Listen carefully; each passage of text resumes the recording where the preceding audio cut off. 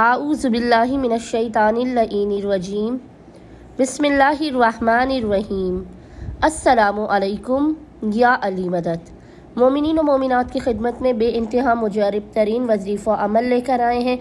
माह शाबान के दूसरे बुध वाले दिन सेकंड वेडनेसडे ऑफ माह शाबान बाद नमाज मगरिबैन से लेकर निसफ शब तक मोमिनीन ने ज़माने के इमाम अज्जलल्लाहु तआला फरजहु शरीफ के इस बे इंतहा मुजरब तरीन वजीफ़े अमल को करना है।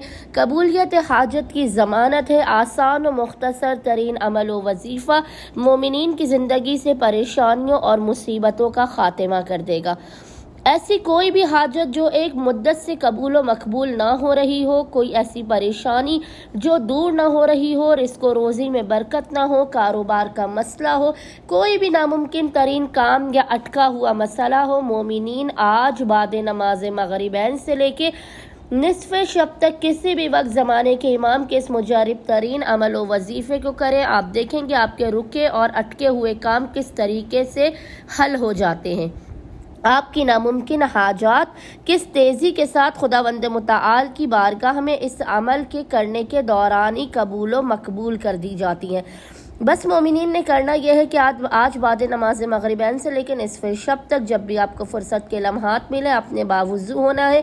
बावुज़ू होने के बाद सबसे पहले आपने 2 रकत नमाज हाजत पढ़ के ज़माने के इमाम अज्जलल्लाहु तआला फरजहु शरीफ की बारगाह में पेश करनी है। 2 रकत नमाज हाजत ज़माने के इमाम की बारगाह में पेश करने के बाद आपने मुसल्ले ही पर बैठकर बिना किसी से कलाम किए अव्वल व आखिर 3 मरतबा 3 टाइम्स मोहम्मद वाले मोहम्मद पर दुरूद भेजने के दरमियान में सबसे पहले एक तस्बीह इस जिक्र की पढ़नी है, या अल्लाह या वहाबो, या अल्लाह या वहाबो।